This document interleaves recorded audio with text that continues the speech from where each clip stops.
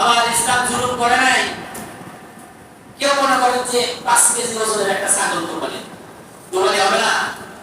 হবে কি না? 5 কেজি 3 ভাগ করলে অফিস থাকবে।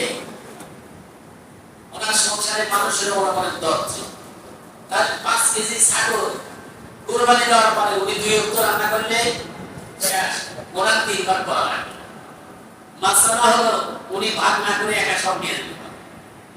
কিন্তু যাদের বেশি কোরবানি দেবে তাদের ভাগ সামাজিকতা আছে।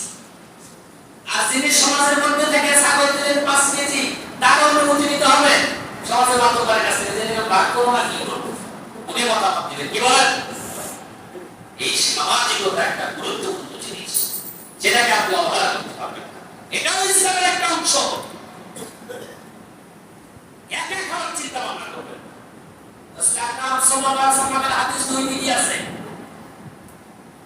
যখন মহামারী দেখা দিয়েছিল, দুর্ভিক্ষ সমাজ হয়েছিল, আল্লাহ রাসূল সাল্লাল্লাহু আলাইহি ওয়াসাল্লাম বলেছিলেন কুরবানি দেওয়ার পরে কেউ গোশত তোমরা রাখতে পারবে না পরিবারে, সবাই বিলিয়ে দিয়েছিলেন।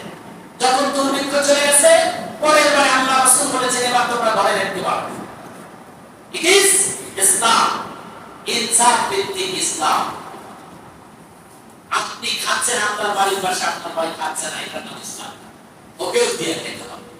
ঠিক আছে, আল্লাহ দিলে আপনার কাছে জবাব দিবেন, কুরবানি গুলো বেকার করবেন। কুরবানি হয়ে যাবে ইনশাআল্লাহ। পশু 7 বাড়ি দিবেন, সর্বশেষ 7 বাড়ি দিতে পারবেন। ছাগল পাঠা ও পেঁড়া আছে সব কুরবানি দেওয়া, যে যত লক্ষ করুন আমার নাম দিবেন। এখন ইউটিউবে নানান ধরনের নানান কথা আছে। কেউ বলতেছে খাসি কুরবানি দেওয়া যাবে না, কেউ বলতেছে যে পাঠা তো দুর্গন্ধ, নানান কথা।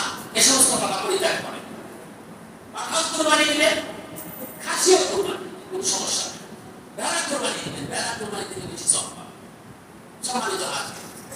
আর আপনি মোষ, গরু, উট এগুলো কয় ভাগ? সর্বোচ্চ 7 ভাগ পর্যন্ত আপনি যেতে পারবেন।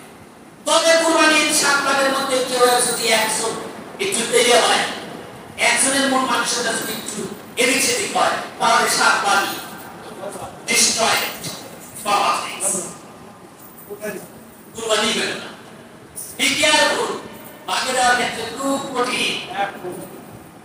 এই টাকা নষ্ট করেন না।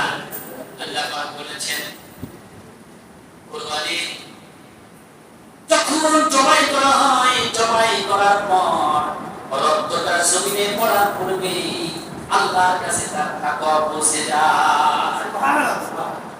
কি মূল্যবান এই কুরবানি, কত দামি জিনিস। আপনি হারাই গেলে ছেড়ে দিবেন না।